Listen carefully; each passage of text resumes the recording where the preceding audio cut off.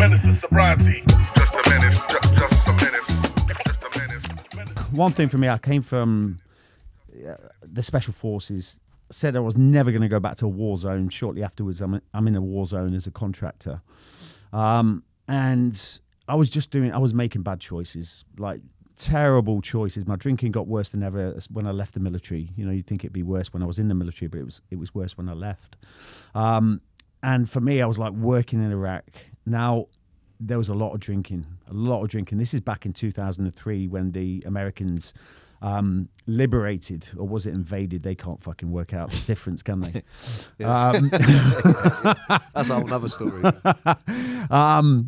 But for, you know, I was so it was a big drinking culture. You know, you used to work hard, and then you used to, you know, put down the weapons at night and get on the sauce every night, and all kinds of other stuff and everything. It was crazy, you know, right in the center of a war zone in Baghdad, and we were actually in Saddam Hussein's old villas. You know what I mean? We'd hired all these villas. We actually had his cars that we had a rental service there. It was a mental world, and we were renting out our cars.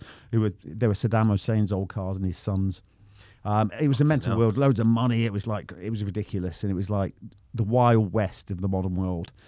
And on a Thursday, we used to have that was party night, because Friday was like their weekend. It was just one day. Friday's the weekend.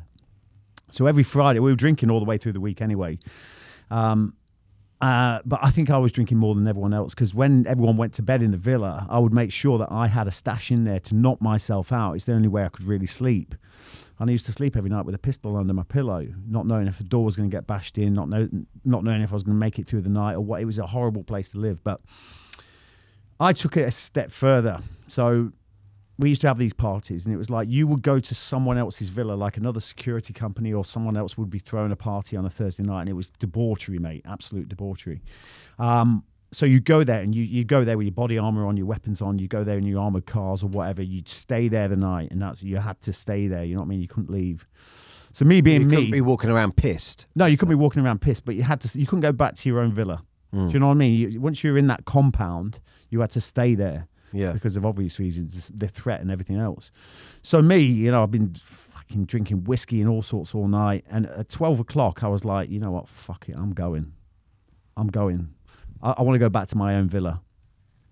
So anyway, I come out, I managed to get out of the party, put my body armor on, my AK47, got in my armored car. And mate, I was that fucking drunk. I wasn't driving, I was aiming. You know what I mean? I was aiming the car. I couldn't even drive it properly. And I got lost in Baghdad. Pissed up. I had no fucking ID on me, no nothing. All I had was an AK-47, my body armor. Now, if the Americans catch you, you're fucked. If the militia catch you, you're clearly fucked. Yeah. And I'm like driving around the center, almost like it's like a honey trap. You know, I'm pretty sure if the militia saw me, they'd be like, that must be a trap. Yeah. You know? We ain't falling for that. Look at that. Yeah. I go for that. Yeah. So anyway, I was that shit-faced, and I was like, I started to panic. I was like, fuck, what am I going to do? So I managed to think, I thought I need to get to high ground to see where I am in Baghdad too, because I know there was a tower that was in the line with where the villa was. So I managed to drive up in this armored car, got to the top of this bridge so I could get a look over Baghdad.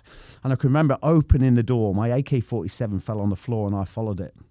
You know what I mean? Hell, so I'm on the floor, and I'm like, and that was like almost like it hit the deck, and I went, what are you doing? Menace to sobriety. Just a menace, just a menace, just a menace. Menace to sobriety. Just a menace, just